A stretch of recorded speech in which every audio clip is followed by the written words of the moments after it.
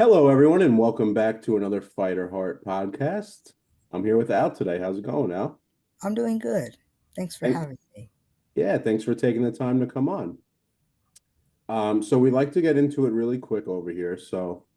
If you can, just give us a little background about, who you are, where you grew up, where you're from, and then just go right into your Fighter Heart story. So I'm original. Well, I am from New Jersey. I was born in New Jersey, and I was born about 26 weeks premature, 26 to 24 weeks premature, and I've been through a lot of adversity throughout my life. Ooh, I could imagine. 26 is a lot. Yeah, basically, I was supposed to be born in uh, February of February 14th of 2000, and I was born November 15th, 1999. Did they say why you were born early? Do you know why? Because my mom had an emergency. Basically, it was like an emergency surgery to save my life, but also to save my mom's life, who also has illnesses, Uh, autoimmune problems. Um, so Yeah, so it was basically at the time it was like a life or death situation. I mean, it's a miracle you're even here, right? Like, Thank you. I appreciate you. I appreciate that a lot. of course, that's amazing. So give us a little idea of what it was like growing up for you. Do you So a little different? basically growing up for me, I um had a lot of surgeries, you know, because I was born premature, so I was trached on a ventilator. I had a feeding tube. I had 24-hour nursing. 24-hour nursing. I was transported to Chop Philadelphia Hospital because at the hospital where I was originally born out in New Jersey, at the time they didn't have the right equipment to save my life, so they didn't know exactly what's going on, exactly what was what was going on with me at that time. So they had to transfer me to Children's Hospital of Philadelphia, where I was, it was a, we had a fight for me to get there, but I was lucky enough to get there, and at that time, and they were able to basically figure out what was wrong with me, why I would have these blue-like episodes, why my lungs were not fully developed, and I was there basically for about a year. Yeah, and then How old were you then? You were just a baby, right? yeah, I was just a baby at that time. hmm So Yeah. what's your earliest memory that you have? Well, my earliest memory is basically having a lot of surgeries. Yeah, from like how old were you think you were? Like 3, 4 years old? Um, I was born very premature. So about the day I was premature. Yeah, so like what can you remember when you were like 4 or 5 years old? I remember having a trach and a feeding tube and a ventilator and Wow. having 24-hour nursing. So how long did you have the feeding tube for? Up until I was about 1 years old. I actually, funny thing you asked about that, Joe. I actually pulled out my feeding tube the day before I was supposed to start preschool. It's called Bippy. I actually pulled it out. And that's how I started eating on my own. You pulled it out on your own? Yeah, I did. Isn't I that did not dangerous? want, you know, they couldn't find it. That's why I started eating on my own. So the hole eventually closed up, but the feeding tube hole eventually closed up. But I basically, yeah. So that's what happened, and I used to pull out my trach too. So basically, and I broke two of my arms because at the time doctors knew I had something rare like a rare genetic disorder going on with me, but they didn't know exactly what was wrong. They didn't know exactly what type of rare genetic disorder until I was 11 years old. Until we finally went to endocrinologist at CHOP who diagnosed me with PHP Type 1A. It's a rare genetic syndrome of mine that I inherited from my mom, which she inherited from her grandparent, from her father, which he inherited it from his mother. So it goes centuries. And what does it affect? Well, it affects my bones, my growth stature, stuff like that. Unfortunately, I was too late for any further treatment because of that. Yeah. So you said that was when you were 11. Yeah. Because So they knew I had a rare genetic disorder. They just couldn't figure it out. I went to many different specialists. They couldn't figure it out. what was it like growing up, like going to school after that? Growing up, going to school, well, I was in. It was tough actually. I was, in the regular mainstream school special education classes. When I was in kindergarten, I was in a special preschool BIPI program, and then for you developmental children who struggle with certain things and cognitive impairments too. So I was actually um so I was basically in a regular mainstream school and special education classes up until, you know, I went to an 18 to 21 program, which I got an extra year because of that. It's a transition program for Mhm. adults who have like learning challenges, who need extra help after high school.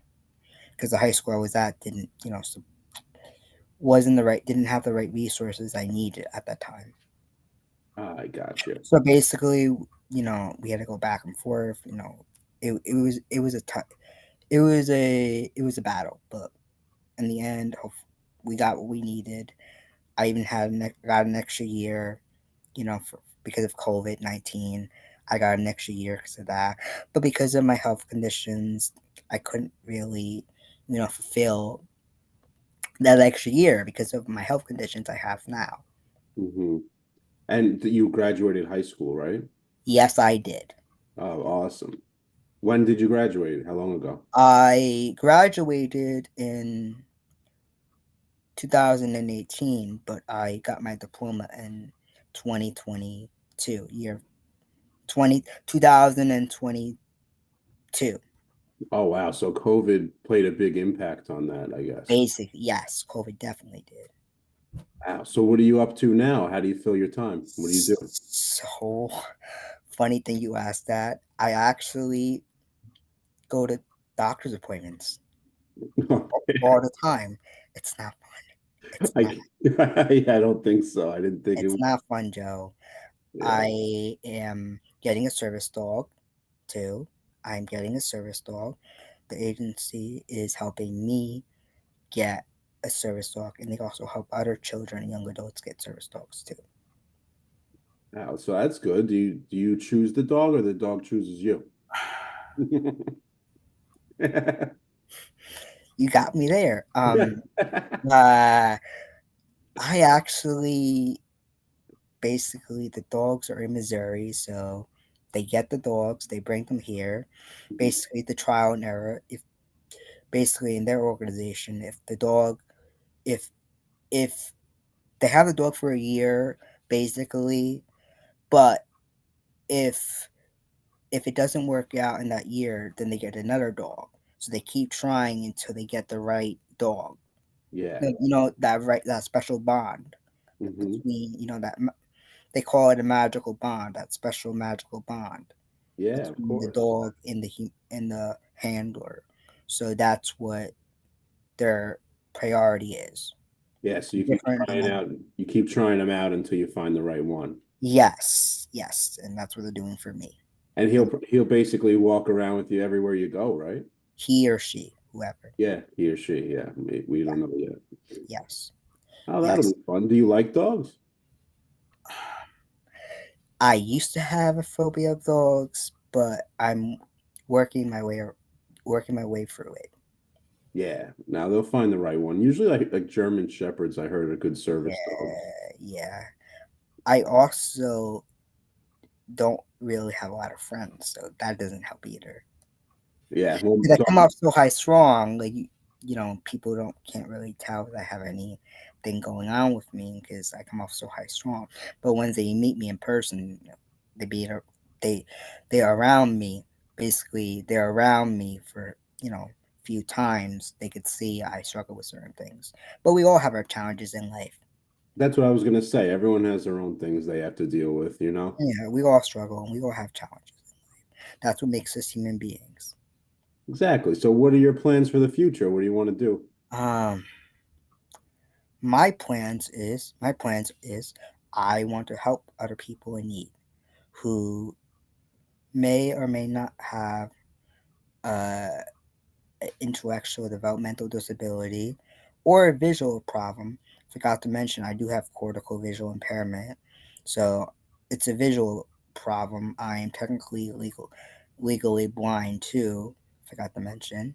So, Okay. and I didn't find that out until you know 2020, until we had a you know we go to different doctors, and eventually we got the answer we were looking for. So you don't wear glasses though, or anything? No, glasses don't help me actually. Oh, really? You would think they would help a little bit, no? No, we have tried glasses for me. They don't help. Okay. So can you see me right now pretty well I or could I could see you. It's basically depth perception. That's the thing that so you can't drive then? no, no, I cannot. I would like to one day, but Yeah, so that's in the plans. hopefully, when they make flying cars that are safe. Well, they Teslas drive themselves now, so maybe Yeah, do that. yeah, yeah. So that's that's it. Like I don't really have any. Like I get speech therapy. I have a wonderful speech therapist that I work with, who also worked with me in school. She's awesome. I also, um, I haven't, I have a caregiver, and that is, and that's pretty much it. How do you plan on trying to help people? Is like sharing your story on like social media and stuff? Yeah, yeah, that's one of the things, and also being out in public, being around other people my age, socializing with them, helping them out in that way. Yeah, you never know who you could help, you know? Like, Yeah, you never know. It's a funny thing you mentioned it. I was actually handing out flyers for to find a companion to hang to spend time with me on the weekends. oh yeah, what around New Jersey? Yes, yes. Oh, cool. When did you do that? No, we haven't found anyone yet. I put an ad up on care.com, and I handed out flyers, and no, I put flyers up, but I haven't found anyone yet. But hopefully soon. Maybe Facebook and Instagram, stuff like that. Maybe, you never know. Well, Hopefully if you're ever in New York, give me a call. you're in Manhattan. No, Long Island. Ah, Yeah, so I well, see. I'm like 40 minutes from Manhattan. You're in Long Island. You're like 2 hours away Yeah, from me. 2 hours. What part of New Jersey are you in? Norden. Oh, I don't know where that is. Is that by like Newark or no? Yeah. Yes. Yes. Okay, I know where Newark is. Okay. So basically, I have struggled. So basically, I deal with a lot of challenges each and every day, but I'm still here and I'm still breathing, even though it's tough not having a lot of friends. One of the things that is my biggest struggle, I feel that I want other people to know that it's hard to make friends, especially when you may look like normal. And well, everyone has their own.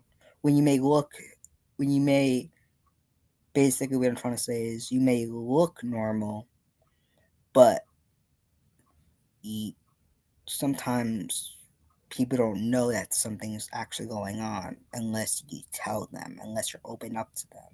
Yeah. And I didn't realize that until I learned something from a very special friend of mine who also is, you know, has challenges. Um, but but um, you know, but You don't need too many friends. I don't like having too many friends, you know. I know that it's not a matter of friends. There's gonna, you know, money and happy friends can make you happy. That it just someone at least for me to talk to. You know what I'm Well, talking are about. you on Facebook? Because there's a lot of Facebook groups. Because I do a lot of these interviews and people I have Facebook do. I groups. am on Facebook groups actually. Yeah, so I think eventually you're gonna find the people that you Yeah, find your just tribe, you know? it takes time and patience. Yeah, exactly. And actually, I actually found you guys from another person you interviewed. Oh, You who? also her name is Ashbin. Oh, yeah. Oh, Yeah, wow. I found her. She goes her hearing her story, in which she goes through for many different doctors, appointments and stuff like that. That's basically what goes on with me. Oh, wow. See, like, that's funny. You know Ashpin I already. don't know her personally, but I heard her story. Oh, That's yeah. why I contacted you guys. Oh, yeah. So we've done a lot of these interviews. So I, That's how I reached out to Ed. That's why I reached out to Ed because of that. Because because I heard her story and it really, going to different doctor's appointments, not having any answers. That's how I feel with me. yeah, and then you guys all relate to each other, you know? Yeah, I know how she feels because I definitely go through similar situations where if I don't go to doctor's appointments, like, what do I do? So what I'll ask you the question that I ask everyone. So what's some advice you would give to someone who grew up in a similar situation? I guess just being there for other people, no matter what challenges they have in life. If they if they do have a challenge or not a challenge, just being there for them. Just like if they're having a rough day, I know some people don't want to talk, but maybe giving them like a couple days and then reaching out and say, "Hey, are you okay? I heard that you're having a rough day. I saw you were having a couple rough days. Are you all right?" And just checking in on them and being a good person. And by being a good person, you need to be have an open heart with the person. Hmm.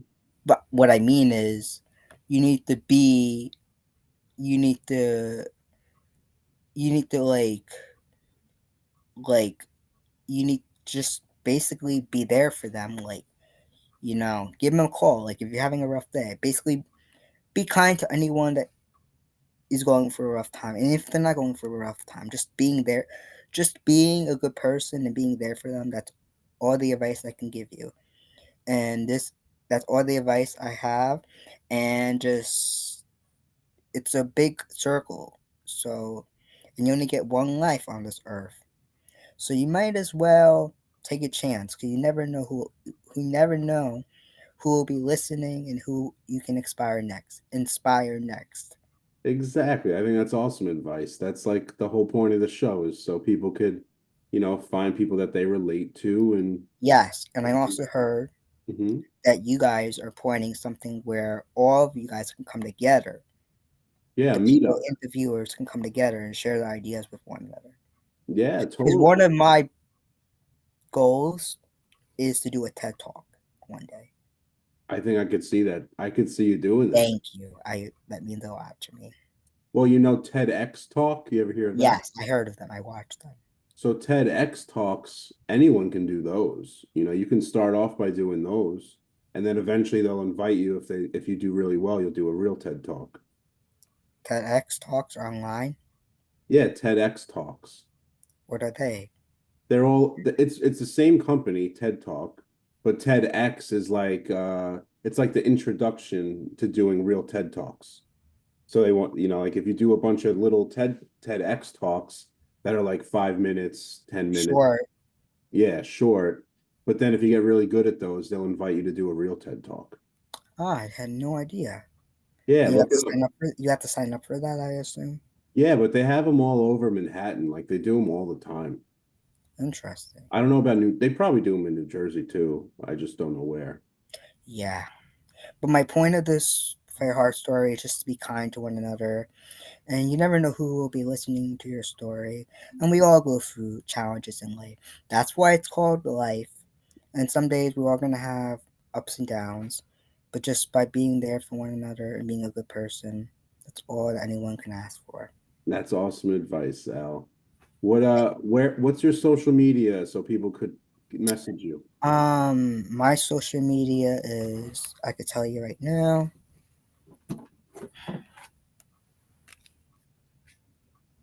Uh, Maybe we'll get you some friends. yes, my social media is, well, my Facebook is, it is Alvaro, uh, Alvaro Nieves. Can you see it? Can you put it a little closer and a little higher up? A little higher. Oh, there you go. Yeah. All right. Beautiful. Yeah, you see it? Yep. Yeah, And then do you have Instagram or no? yeah, I do. Is it the same name? Uh, 1 second. Yeah, take your time. Thanks for coming on too, Al. It was No really problem. I hope you guys will have me on again. yeah, it was nice meeting you. Maybe we'll do one in person. You guys don't normally do this in person, do you? We did before COVID. See it? Oh yeah, Big Al. Awesome. Thanks. We got you. So hopefully people can everyone Yeah. go out there, follow Al, send him a message, say what's up. Maybe he'll meet up with you, have a few meetups. All right. I'm glad you guys liked my story. Totally, Al. Yeah, you're very inspirational. It's a miracle you're Thank, here. thank you. After all the surgeries I've been through, I'm just shocked. And sometimes I'm my own worst critic. We all are, right? Everyone's so hard on themselves sometimes. You got to just give yourself Yeah, grace. we got to give ourselves more grace. Exactly. Well, thanks for coming on, Al. We'll talk to you real soon, all right? Okay. Everyone else, thank you again for listening to another Fighter Heart podcast. We'll see you again next week. Have a good night.